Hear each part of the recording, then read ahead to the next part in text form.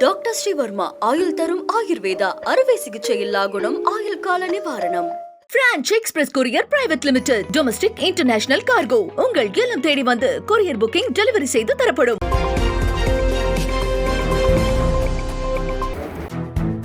வக்ஃப் வாரிய திருத்தச் சட்டத்தில் திடீரென புதிய விதிமுறைகள் ஏன் என மத்திய அரசுக்கு உச்சநீதிமன்றம் கேள்வி எழுப்பியுள்ளது. வக்ஃப் வாரிய சொத்துக்களை பராமரிக்க முஸ்லிம் அல்லாதவர்களை நியமிப்பது உள்ளிட்ட திருத்தங்களை மத்திய அரசு கொண்டு வந்துள்ளது. இதற்கான திருத்தச் சட்டம் நாடாளுமன்றத்தின் இரு அவைகளிலும் நிறைவேற்றப்பட்டு குடியரசுத் தலைவர் ஒப்புதல் பெறப்பட்டு சட்டமாக்கப்பட்டுள்ளது. இதற்கு எதிர்க்கட்சிகள் ஒட்டுமொத்தமாக எதிர்ப்பு தெரிவித்துள்ளன. இஸ்லாமிய அமைப்புகளும் எதிர்ப்பு தெரிவித்து வருகின்றன. இந்த நிலையில் வக்ஃப் திருத்தச் சட்டத்தை திரும்ப பெற வலியுறுத்தி தாக்கல் செய்யப்பட்ட மனுக்கள் இன்று உச்சநீதிமன்றத்தில் விசாரணைக்கு வந்தது. அப்போது மத்திய அரசுக்கு நீதிபதிகள் சரமாரி கேள்வி எழுப்பினர். வக்ஃப் வாரியத்தில் மட்டும் முஸ்லிம் அல்லாதோர் இடம்பெற வேண்டும் என்ற நடைமுறையை கொண்டு வந்தது ஏன் என நீதிபதிகள் கேள்வி எழுப்பினர். வக்ஃப் வாரியங்களை ஓய்வு பெற்ற நீதிபதிகள் மற்றும் முஸ்லிம்களே பராமரிக்க வேண்டும் என்ற நடைமுறை இருக்க வேண்டும் என முதலில் உத்தரவு பிறப்பித்த உச்சநீதிமன்றம் அந்த இடைக்கால உத்தரவை நாளை வரை நிறுத்தி வைத்துள்ளது.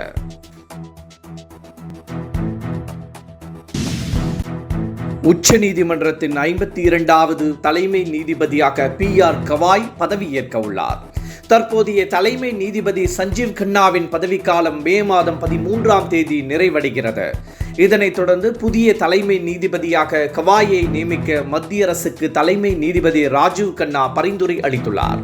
எனவே உச்சநீதிமன்றத்தின் 52வது நீதிபதியாக PR கவாய் மே மாதம் 14ஆம் தேதி பதவியேற்பார் என தகவல் வெளியாகியுள்ளது. உள்ளாட்சிகளில் மாற்றுத்திறனாளிகளுக்கு நியமன பிரதிநிதித்துவம் வழங்கும் மசோதா சட்டப்பேரவையில் இன்று தாக்கல் செய்யப்பட்டது. இது ஒரு பொன்னாள் என முதலமைச்சர் குறிப்பிட்டுள்ளார். இது குறித்து அவர் எக்ஸ் தளத்தில் பதிவிட்டுள்ள செய்தியில், புதிய மசோதா மூலம் 12,000க்கும் மேற்பட்ட மாற்றுத்திறனாளிகளின் குரல் உள்ளாட்சி மன்றங்களில் இனி ஒலிக்கும் என்றும் இதுதான் திராவிட மாடல் என்றும் தெரிவித்துள்ளார். மாற்றுத்திறனாளிகளின் நலனுக்காக பல்வேறு திட்டங்களை தமிழக அரசு முனைப்புடன் செயல்படுத்தி வருவதாக முதலமைச்சர் குறிப்பிட்டுள்ளார். அந்த வரிசையில் உள்ளாட்சி அமைப்புகளில் மாற்றுத்திறனாளிகளுக்கு பிரதிநிதித்துவம் வழங்கும் புதிய மசோதா மேலும் ஒரு மணிமகுடம் என்றும் முதலமைச்சர் பெருமைப்பட குறிப்பிட்டுள்ளார்.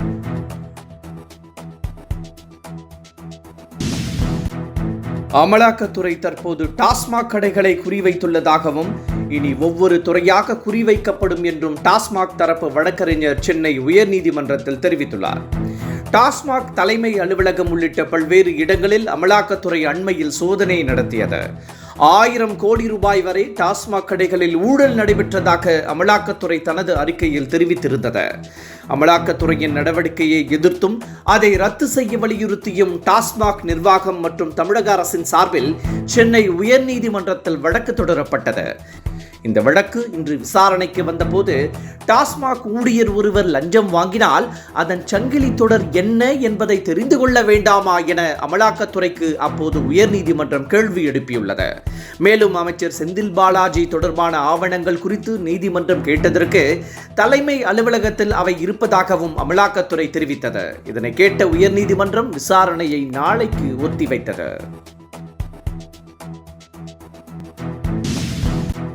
பாஜகவின் புதிய தலைவராக தேர்ந்தெடுக்கப்பட்ட நயினார் நாகேந்திரன் இன்று முறைப்படி பொறுப்பேற்றுக் கொண்டார்.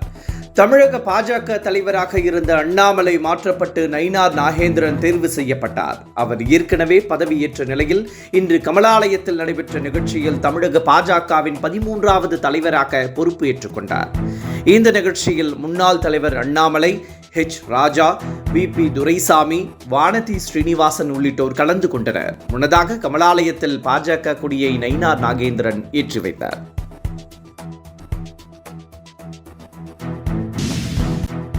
தமிழ்நாட்டில் கூட்டணி ஆட்சி அமைக்கப்படுமா என்ற கேள்விக்கு பதிலளிக்க தமிழக பாஜக தலைவர் நயினார் நாகேந்திரன் மறுத்துவிட்டார். கூட்டணி தொடர்பாக மத்திய அமைச்சர் அமித்ஷா தான் பேச்சுவார்த்தை நடத்தினார் என்றும் இதுகுறித்து அவரே முடிவெடுப்பார் என்றும் நயினார் நாகேந்திரன் தெரிவித்துள்ளார். தமிழகத்தில் தேசிய ஜனநாயக கூட்டணி ஆட்சி அமைக்கும் என பாஜக தலைவர்கள் சிலர் கூறி வந்த நிலையில் அதனை EPS திட்டவட்டமாக மறுத்து வந்தார். இந்த நிலையில் கூட்டணி ஆட்சி குறித்து நயினார் நாகேந்திரன் பதிலளிக்க மறுத்துவிட்டதால் இப்பிரச்சனை தற்போது பேசுபொருளாகியுள்ளது.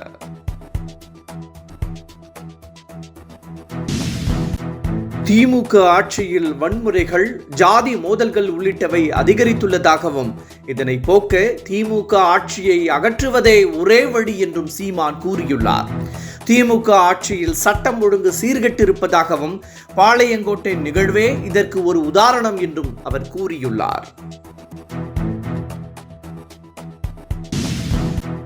சென்னையில் வரும் 21ஆம் தேதிக்கு பிறகு கட்டிடக் கழிவுகளை பொது இடங்களில் கொட்டினால் டன் ஒன்றுக்கு 5000 ரூபாய் வரை அபராதம் விதிக்கப்படும் என சென்னை மாநகராட்சி எச்சரித்துள்ளது.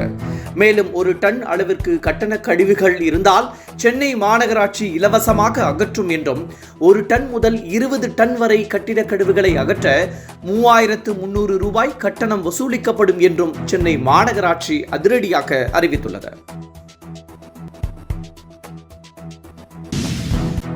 முதலமைச்சர் மு.க. ஸ்டாலின் தலைமையில் முதல் முறையாக பல்கலைக்கழக துணைவேந்தர்கள் கூட்டம் தலைமைச் செயலகத்தில் நடைபெற்றது.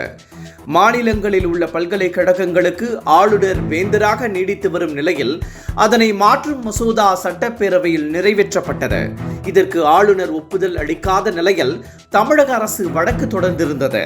இந்த நிலையில் பல்கலைக்கழகங்களில் முதலமைச்சரே வேந்தர் பொறுப்பை ஏற்கும் மசோதா உள்ளிட்ட 10 மசோதாக்களுக்கு உச்சநீதிமன்றம் தனது சிறப்பு அதிகாரத்தை பயன்படுத்தி அண்மையில் ஒப்புதல் வழங்கியது.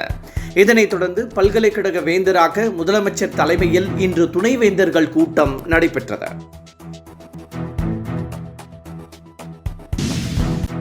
தமிழகத்தில் அரசு மற்றும் அரசு உதவி பெறும் பள்ளிகளில் தொடக்க வகுப்புகள் அனைத்திற்கும் நாளை தேர்வுகள் நிறைவடைகிறது. இந்த தேர்வுகள் ஏப்ரல் இறுதி வாரம் வரை திட்டமிட்டிருந்த நிலையில் கோடையின் தாக்கம் காரணமாக முன்கூட்டியே நடத்தி முடிக்கப்படுகிறது. அந்த வகையில் 1 முதல் 5ஆம் வகுப்பு மாணவர்களுக்கு நாளை தேர்வுகள் முடிந்து கோடை விடுமுறை தொடங்குகிறது.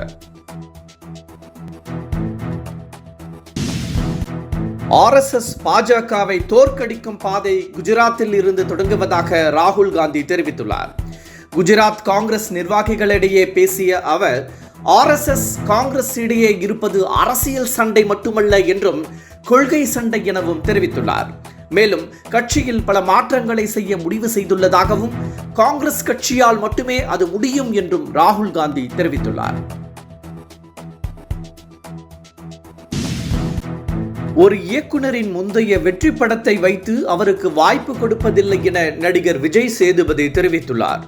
தெலுங்கு திரையுலகில் கமர்ஷியல் படங்களை இயக்கும் பூரி ஜெகநாத் இயக்க உள்ள பேன் இந்தியா படத்தில் நடிக்க விஜய் சேதுபதி ஒப்புக்கொண்டுள்ளார். இது குறித்து விளக்கம் அளித்துள்ள விஜய் சேதுபதி, முந்தைய படங்களை வைத்து இயக்குனர்களை தேர்வு செய்வதில்லை என்றும் கதை பிடித்திருந்தால் மட்டுமே ஒப்புக்கொள்வதாகவும் அவர் விளக்கம் அளித்துள்ளார்.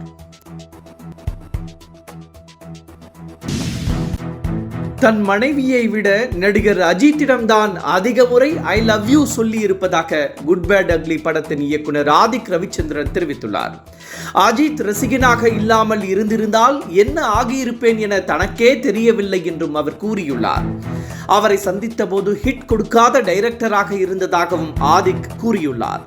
வெற்றி தோல்வி என எதையும் பார்க்காமல் மனிதனை மனிதனாக பார்ப்பவர்தான் அஜித் எனவும் ஆதிக் புகழாரம் சூட்டியுள்ளார். டாக்டர் ஸ்ரீவர்மா ஆயுள் தரும் ஆயுர்வேதா அறுவை சிகிச்சை இல்லா குணம் ஆயுள் கால நிவாரணம். Branch express courier private limited domestic international cargo உங்கள் இல்லம் தேடி வந்து கொரியர் புக்கிங் டெலிவரி செய்து தரப்படும். என்றும் உங்களுடன் மை இந்தியா. முக்கிய செய்திகளை உடனுக்குடன் தெரிந்து கொள்ள சப்ஸ்கிரைப் பண்ணுங்க, பெல் பட்டனை பிரஸ் பண்ணுங்க. என்றும் உங்களுடன் மை இந்தியா.